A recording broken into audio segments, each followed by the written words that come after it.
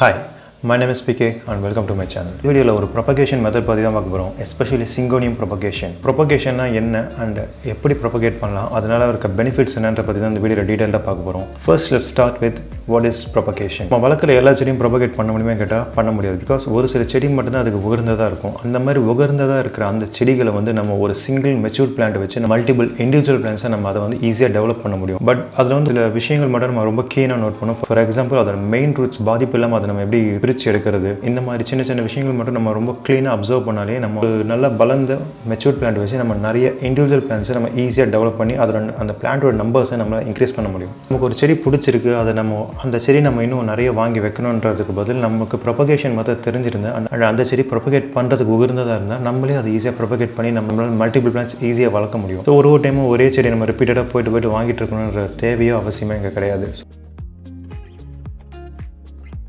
Why Syngonium? First thing, Syngonium is a beautiful balcony plant. That is a shade loving balcony plant. So, in the and direct sunlight exposure part of the Syngonium is beautiful because the Syngonium speciality is shade level full potential. And second thing, it is a decorative plant. So, balcony is but certain people the balcony appealing plants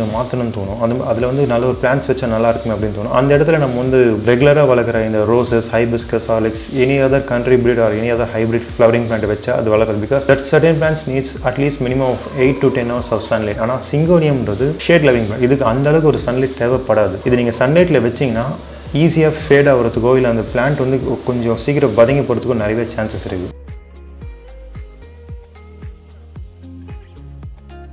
And the plant is highly suitable for low light condition. ஒரு நிழல் பாங்கான பகுதியில் ஒரு வெளிச்சம் கம்மியாக இருக்க இடத்துல இந்த செடி நல்லாவே வளரும். அதனால தான் இந்த பிளான்ட் வந்து ஒரு இண்டோர் பிளான்ட்டாகவும் ரொம்ப பெட்டர் பெர்ஃபார்மன்ஸ். சிங்கோனியமில் வந்து நிறைய வெரைட்டிஸ் அண்ட் நிறைய கலர்ஸ் இருக்குது நம்ம எக்ஸ்ப்ளோர் பண்ணுறதுக்கு. And it is so easy to grow. பிளான்ட்டோட ஒரு ஸ்பெஷாலிட்டி என்னன்னா and the plant is best known for is arrow shaped leaf. அதோட இலைகள்லாம் பார்த்தீங்கன்னா ஒரு அம்பு மாதிரி ரொம்பவே அழகாக இருக்கும். அண்ட் இதுக்கு இன்னொரு பேர் இருக்குது என்னென்னா அரோ ஹார்ட். அதாச்சும் அந்த அம்பு மாதிரியே அந்த ஹார்ட் ஷேப்பில் அந்த ஒரு அதோட லீவ்ஸ்லாம் இருக்கும். அந்த பிளான்ட்ஸ்லாம் ஒரு ஹார்ட் டு கில், அதாச்சும் ஒரு டிராப் ரெசிஸ்டன்ட், கொஞ்சம் கம்மியான தண்ணியிலே இது கொஞ்சம் நல்லாவே வளரும். அண்ட் அதோட கலர்ஸும் ரொம்ப அப்பீலிங்காக நிறைய வெரைட்டிஸில் இருக்கும். ஃபார் எக்ஸாம்பிள் நான் இப்போ சின்னதாக ஒரு சின்ன மாண்டேஜஸ் மாதிரி போடுறேன். ஏன்னா என்ன மாதிரியான டிஃப்ரெண்ட் வெரைட்டிஸ் இதில் இருக்குன்றதை பற்றி.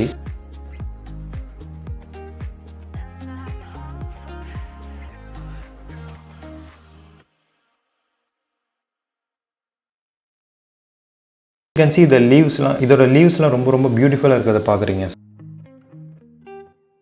So how to pick the right plant? ஒரு ப்ராப்பராக ஒரு மெச்சூரான ஒரு பிளான்ட்டை நம்ம கரெக்டாக சூஸ் பண்ணால் அந்த பிளான்ட்லேருந்து நம்ம நிறைய இண்டிவிஜுவல் பிளான்ட்டை ப்ரொபகேட் பண்ணி இண்டிவிஜுவலாக எடுக்கலாம். ஸோ அதுக்கு நம்ம அந்த ஃபர்ஸ்ட் எடுக்கிற நம்ம அந்த பிளான்ட்டுன்றது ரொம்ப கேர்ஃபுல்லாக பார்த்து எடுக்கணும். ஸோ அது எப்படி கரெக்டாக செக் பண்ணுறது? எப்பவுமே இந்த மாதிரி நம்ம ஒரு பால்கனி பிளான்ட் வாங்குறப்போ அது எந்த அளவுக்கு நல்லா ரொம்ப ஹெவியாக திக்காக அடர்த்தியாக ரொம்ப லஷியாக லீவ்ஸோடு இருக்குன்றதை தான் பார்ப்போம். ஆனால் நம்ம ப்ரொபகேஷன்ற ஒரு மெத்தடுக்கு சூஸ் பண்ணுறப்போ நம்ம அதோட பேஸ் ஸ்டெம்மை தான் நம்ம பார்க்கணும். இப்போ நீங்கள் பார்க்கலாம் இந்த பிளான்ட்டில் வந்து 2-3 இண்டிவிஜுவலான மெயின் ஸ்டெம் இருக்குது. ஸோ அதோட அந்த பேஸ் ஸ்டெம்லேருந்து பிரிஞ்சு 2 இண்டிவிஜுவல் ஸ்டெம் வந்துருக்கும். அந்த 2 இண்டிவிஜுவல் ஸ்டெம்மும் நல்லா மெச்சூர் ஆகிட்டு அதுவே வந்து கிட்டத்தட்ட ஒரு மெயின் ஸ்டெம் மாதிரி இங்கே வளர்ந்துருக்கு. இந்த 2-3 இண்டிவிஜுவல் ஸ்டெம்ஸை தான் நம்ம தனித்தனியாக பிரித்து தனி பிளான்ட்டை மாற்ற போகிறோம். ஸோ எப்படி ஒரு பிளான்ட்டை கரெக்டாக பார்த்து சூஸ் பண்ணுறதுன்றதை பார்த்தாச்சு. இப்போ அடுத்து இதை எப்படி ப்ரொபகேட் பண்ணிட்டு அதுக்கு இண்டிவிஜுவலாக டிரான்ஸ்பிளான்ட் பண்ணுறதுன்றதை பற்றி பார்த்துடலாம்.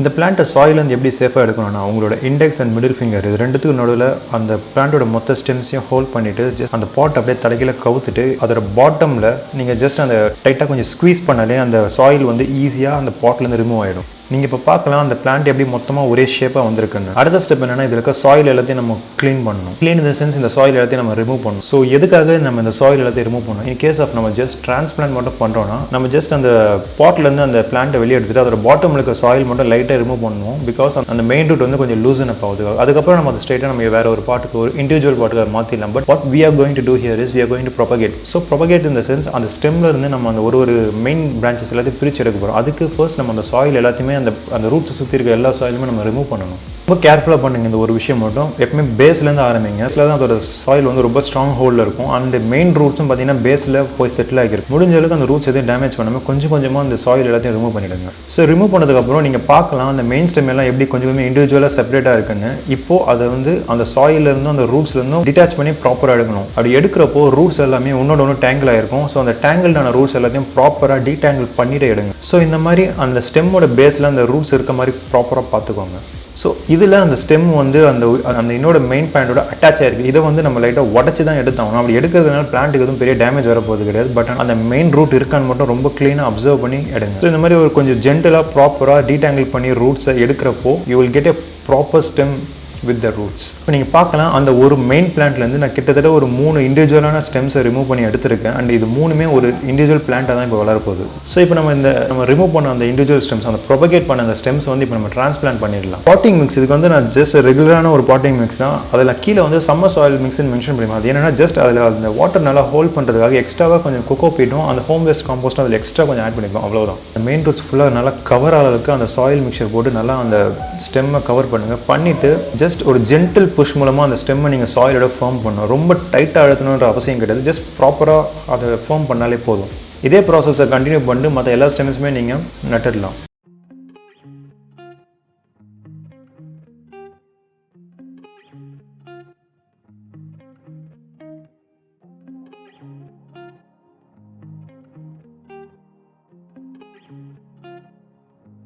அண்ட் ஒன் மோர் திங், ரொம்ப டைட்டாக புஷ் டவுன் பண்ணிங்கன்னா அந்த ரூட்ஸ் வந்து அந்த சாயிலோட ரொம்ப டைட்டாக செட்டில் ஆகிடும். அப்படி செட்டில் ஆகிறப்போ இது புதுசாக டிரான்ஸ்பிளான்ட் பண்ண பிளான்ட்னால அந்த பிளான்ட்டுக்கு டிரான்ஸ்பிளான்ட் ஷாக்லேருந்து ரெக்கவர் ஆகிறதுக்கு ரொம்ப கஷ்டமாக இருக்கும். அந்த ரூட்ஸ் இந்த ப்ரீத் பண்ண ரொம்ப ஸ்ட்ரகிள் பண்ணும். இப்படி பண்ணால் அந்த பிளான்ட் வந்து கொஞ்சம் டெட் ஆகிறதுக்கு நிறைய சான்சஸ் இருக்குது.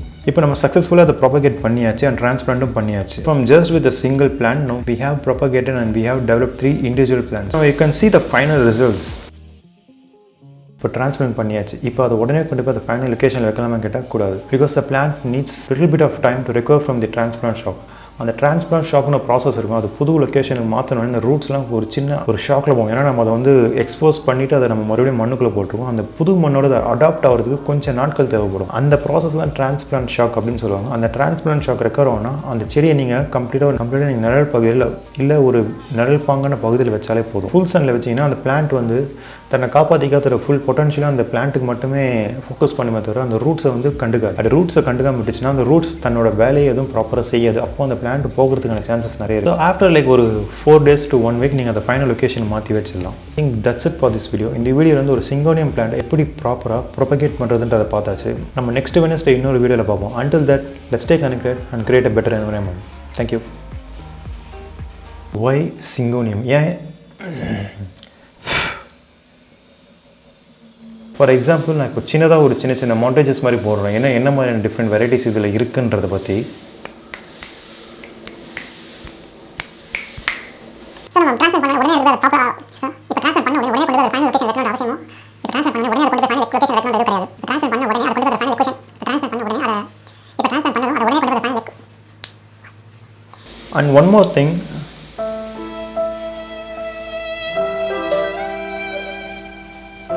நீங்கள் ரொம்ப டைட்டாக புஷ் டவுன் பண்ணிங்கன்னா அந்த ரூட்ஸ் வந்து அந்த சாயிலோட ரொம்ப